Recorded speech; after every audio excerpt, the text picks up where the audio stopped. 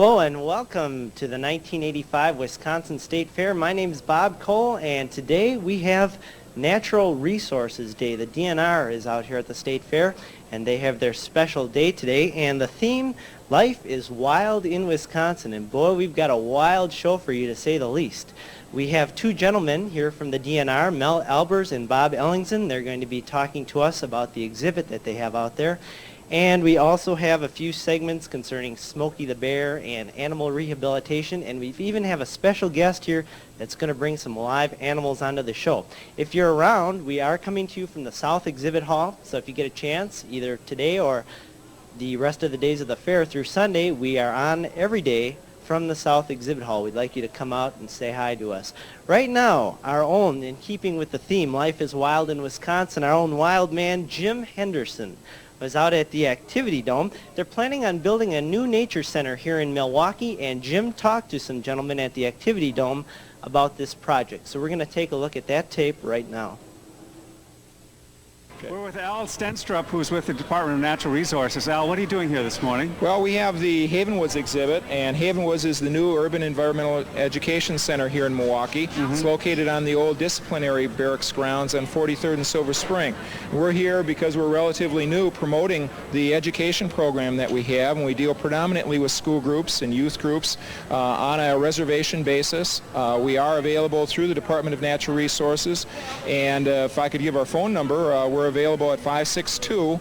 562-9265. 9625. 9625. Right. Put that on the screen. I messed that one up. Do you go out and speak before schools? Yes, we do. We do get out to schools. We talk about a variety of different types of environmental issues, ranging from groundwater and acid rain on up to wildlife, which is, of course, today's topic here at the fair. Are you in the process of building a building? Yes, we are. We're in the process of building a beautiful passive solar education center at Havenwoods. It'll be available in March of next year, and that's when we'll begin to do a majority of our program on site.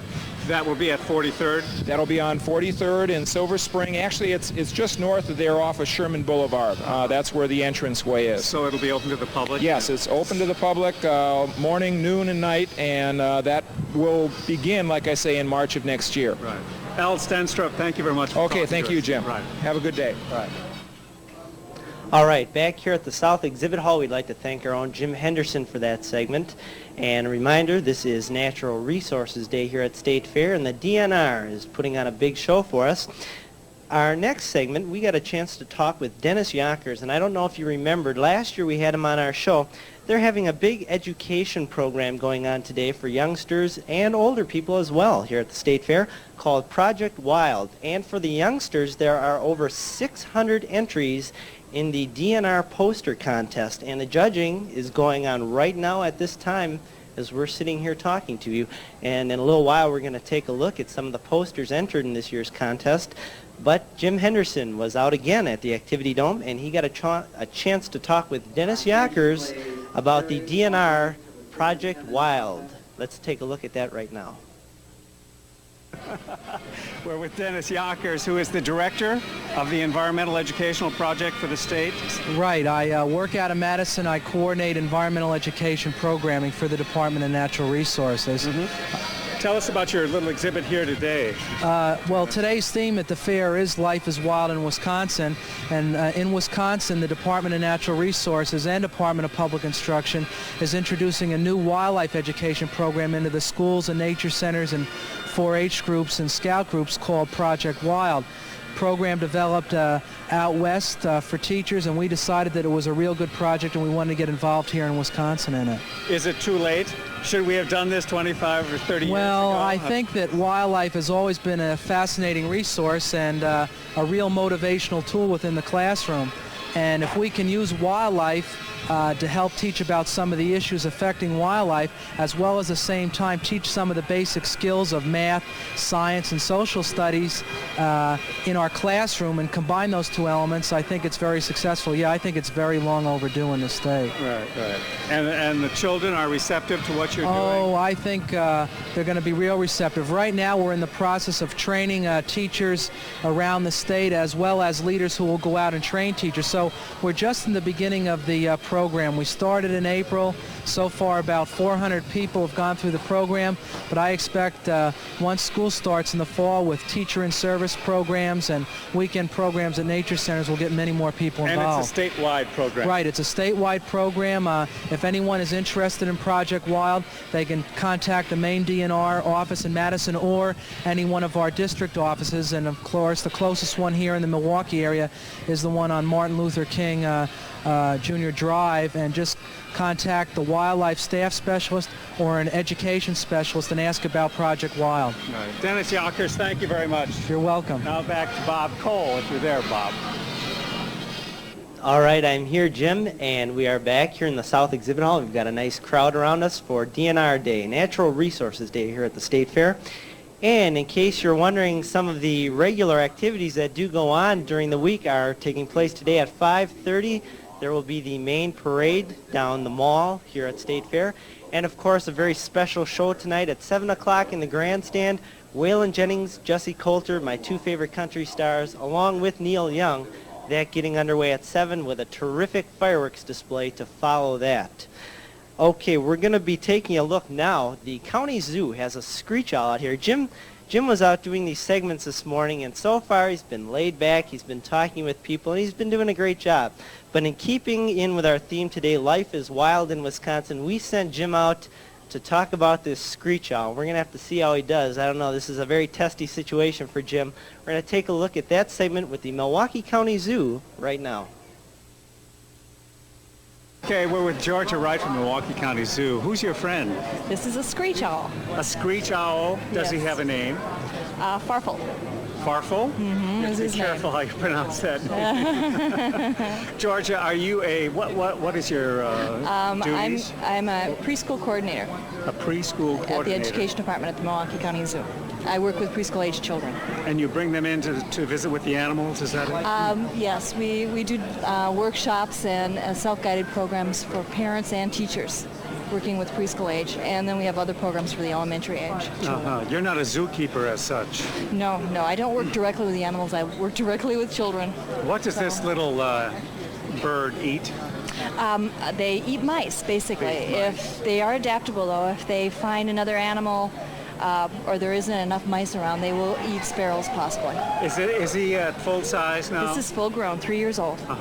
Do you run around catching mice in your basement then and bring them to the zoo? Not how do me. you The get keepers mice? take care of them. You breed mice then? Yeah, for them? there's different companies that you can buy different animals. for the Professional prey. mouse breeders? are there? Possibly, yes. I don't know if they call them that, but How old is Yeah. this preschool program at the zoo? we started in 1981 developing the program, and now it's in the third, fourth year now. That And we've been. what other animals do you show the kids besides owls? And Well, this is for different programs for the Education Department for elementary as well. And this, we have birds of prey, a couple red-tailed hawk, and we do have some snakes, and we have some other creatures that we use to demonstrate different concepts about animals. And the purpose is to introduce animals to children. Absolutely, yes.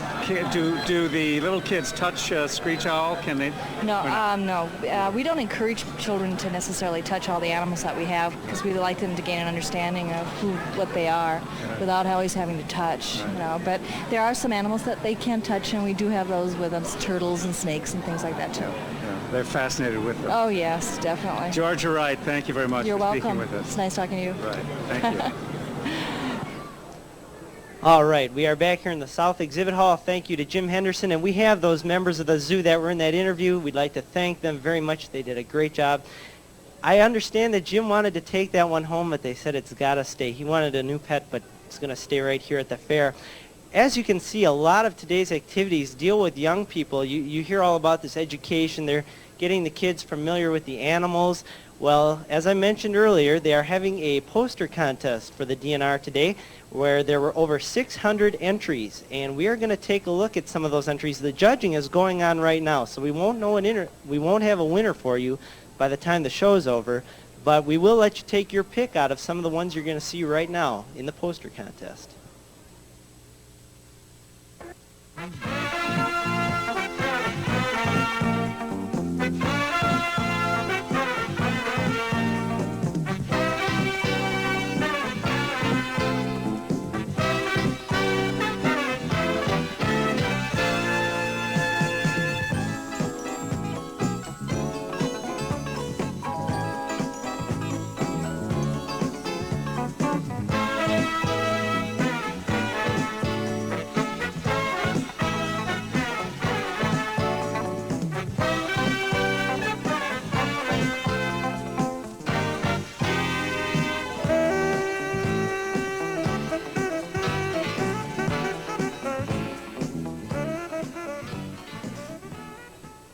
Okay, we are back here, and we wish all of those entries the best of luck. As I mentioned, judging going on right now. We'll have to wait for a big decision later on. Right now, though, we have two very special guests with us from the DNR here at State Fair. To my immediate right, Bob Ellingson. Welcome, Bob. And to his right, Mel Albers.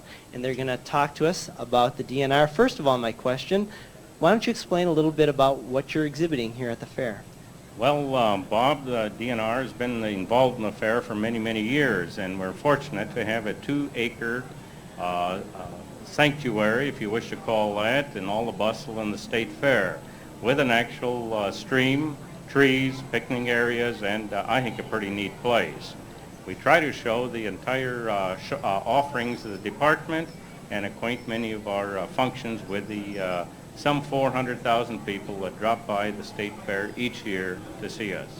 How has the response from the people coming by been to all these exhibits that you have out at your site? Mel, you've been here. I've been gone for a few days. Why don't you take it? I think the response has been really great. It gives us an opportunity to talk firsthand to a lot of our citizens, a chance to meet people that perhaps have their first time or their first opportunity to be into the department's major exhibit here, and to perhaps give them a little bit of an insight into the major objectives that we have, and that's to protect the resource of this state. Now, you're talking to an average person here. The only time I think of the DNR is when I have to go buy my fishing license every year. What is the DNR doing that affects the average citizen here in the state of Wisconsin? Well, Bob, first of all, we do have fishing license. We have the new hunting license, archery, the whole ball of wax for this upcoming season. And sales have been running ahead of last year. We have a lot of questions and new programs. One concern is we have no bear season this year, but the waterfowl season dates are in the process of being set, and the rest of the seasons are pretty well locked into place right now. About what we're offering, I think fisheries has always been a very popular with displaying in our large aquaria many of the species, the game species of fishes in the state. And Wisconsin, by the way, sells about 1,300,000 fishing licenses each year. You can talk to Real Live Warden, visit Smoky Bear Schoolhouse. We also have our non-point. We have our fish pond where you can view or look at many of the fish.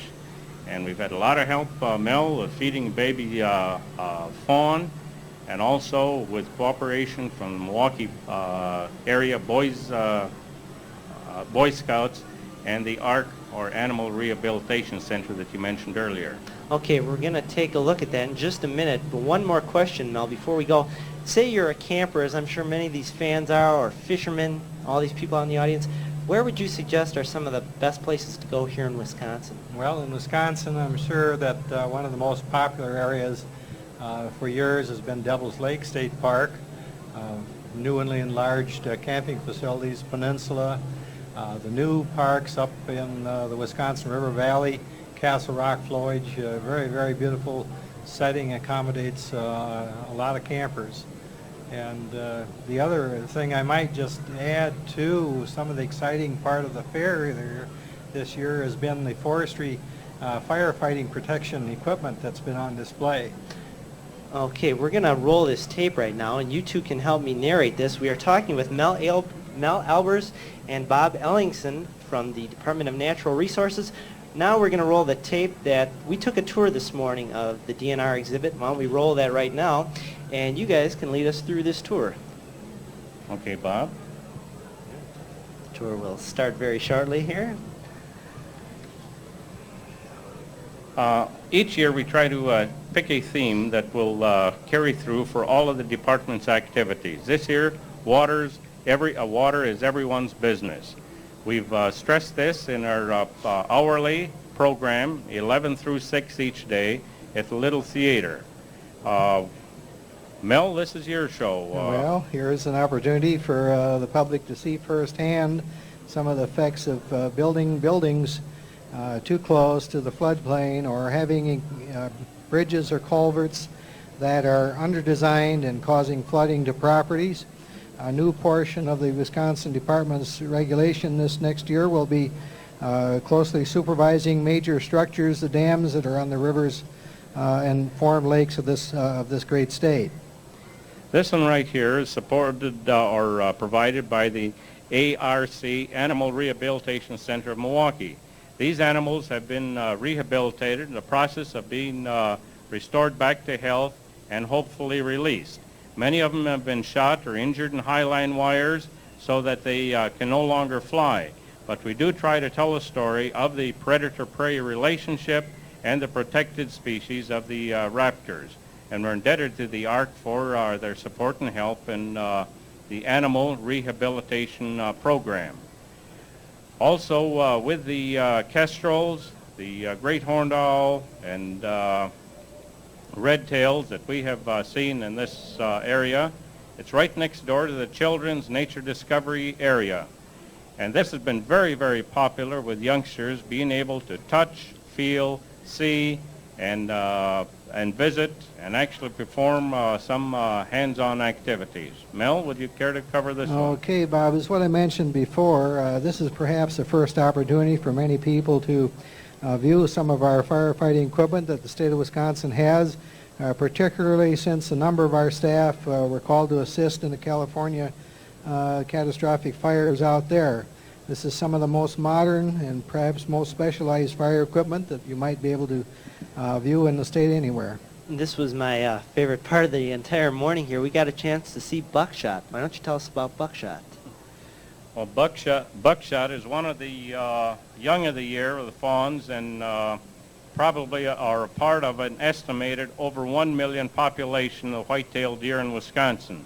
The season is approaching, and the 15th of September for archery, or around the 15th, the Saturday nearest the 15th, and the harvest this year will probably be about 300,000. It's a little hard to figure if something as cute and nice as this that does cause wildlife damage, that is a cause for 40,000 car accidents each year when they wander out on the highway, and literally millions of dollars of damage onto wildlife crops. Animals are beautiful, animals are nice, all of us love them, but again, they are wild and they do require a certain amount of sustenance and food to eat. Hence, they are both very much supported by many of us in this area, but yet they're also an important source of recreation during the fall hunting season and for our tourist attraction. Buckshot seems to enjoy the apples there. How many times does buckshot have to be fed each day? Well, of course, one this size would still be nursing had not the mother been killed in a car accident or hit by a car. This is how this young animal came to us, and it gets milk from the bottle 5 times a day, and right now it's growing up, so it gets additional food. We have what we would use for small calves and fruit, but again, it does basically, until the spots are gone, depend upon milk for sustenance. Now, we were pretty lucky today. Buckshot tried following us all the way back here to our exhibit, but one of your men finally got it back behind the cage. Now, here we have the camping exhibit. This is something new this year. That's right. With the growth of urban camping, and particularly the enthusiasm for scouting, it's quite appropriate that we might perhaps demonstrate the utilization of our parks, and the use of the scouting here is perhaps a highlight of the program this year. And in closing, I'd like to ask both of you, what are the future plans for the DNR? What are your long-range goals here in Wisconsin? Well, I would have to go back to the mission that our DNR board has given and direction of state legislature to provide a safe environment, clean air, safe water to drink, and a sound resource management program for all. This means for agriculture, our business, and recreation. So what we're doing, why don't you really drop by and take a look?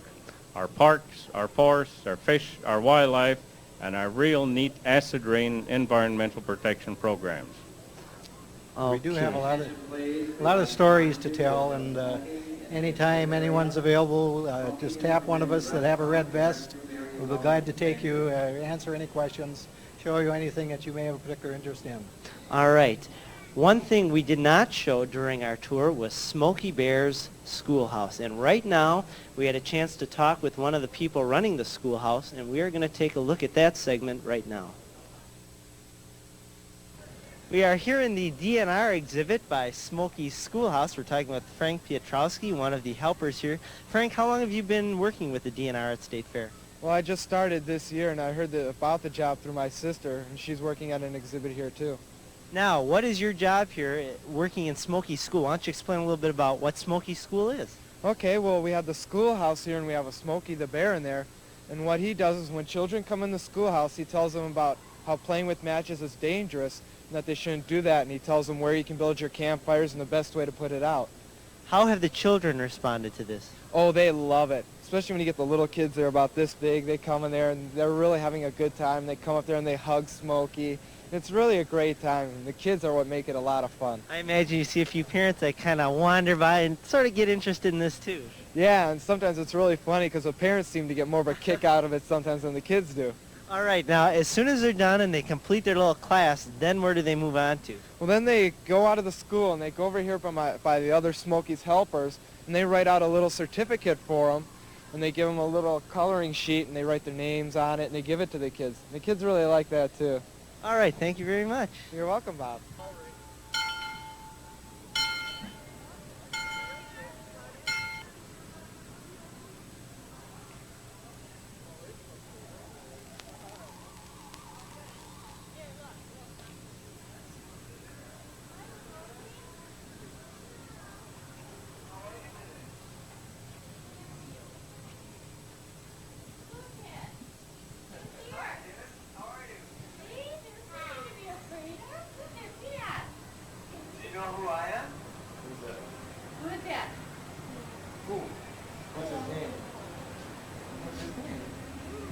I'm Smokey the Bear. Do you have any questions for me today? Well, forest fires are caused by campers who leave this campfire story. For smokers who grow a cigarette in the island bird.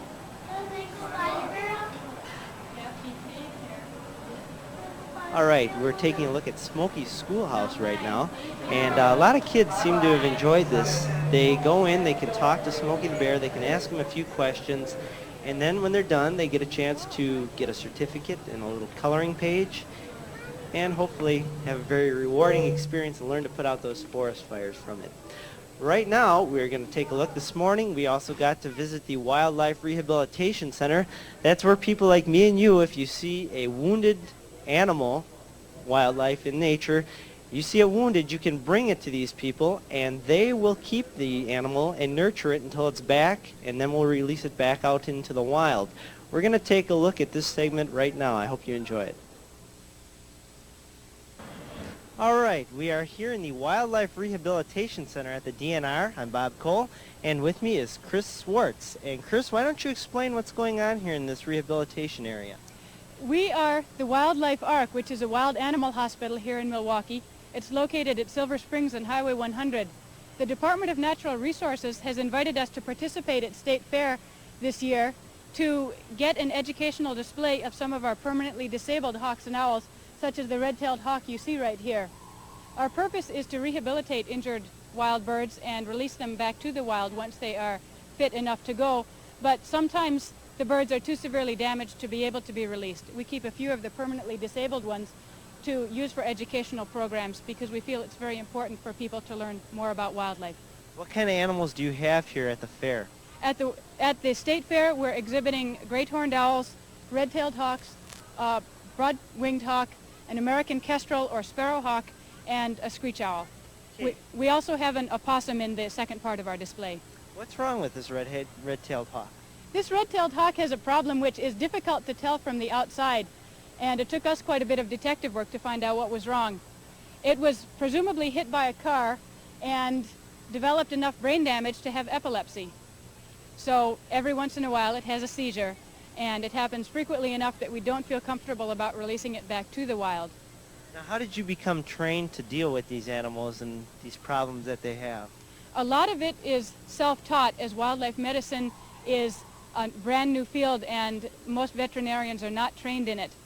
I myself began in Florida 10 years ago working at another rehabilitation center and was taught in part by the people who were already working there in an apprenticeship and also by working with a vet down there. Then I moved to education and taught for 10 years, feeling that perhaps I could be more useful teaching people about wildlife than by actually doing hands-on work with the animals.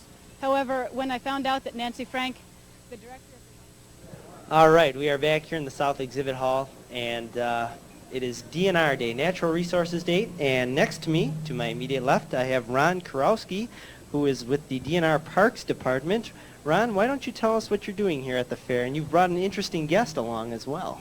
Right. My job here is to answer questions in the parks exhibit, and also I've been giving reptile talks at our little theater in the woods and at the activity center. And we want to explain that the snakes that people see in the woods in our state parks and our fields and marshes are not poisonous. We only have 2 poisonous snakes. Those are our rattlesnakes. Many of our snakes, we have 24 different kinds, are non-poisonous. And we just want to point that out because we feel that so many people are very fearful of snakes, and they don't even want to venture away from their campsite because they might think that they might run into a rattlesnake. I have here a bull snake. A bull snake is, I guess if you can go off the picture here. The bull snake is our largest snake in Wisconsin.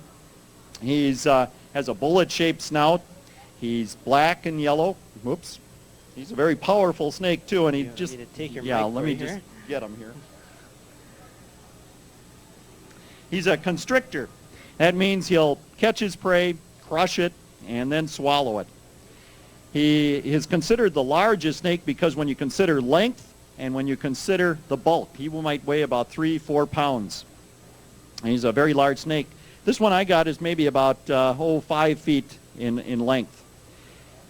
He's found in the southern half of Wisconsin, and you can see how he's pulling there. And that's not somebody else pulling at the other end. He's just trying to get away from me, but I got him good. Now, here. is he dangerous? I mean, if I were a camper, I'd be scared to heck if I seen this thing near my tent. Well, you know, you shouldn't go pick up any big, large snake because they'll bite, but it's not a poisonous snake. And most of the times you hardly see them in the summer because when it's real hot out, they want to stay in cool places. They crawl underground, and they'll stay there. And that's why he's trying to get away from the hot lights. I think so. Yeah, it's pretty warm right in front of these lights.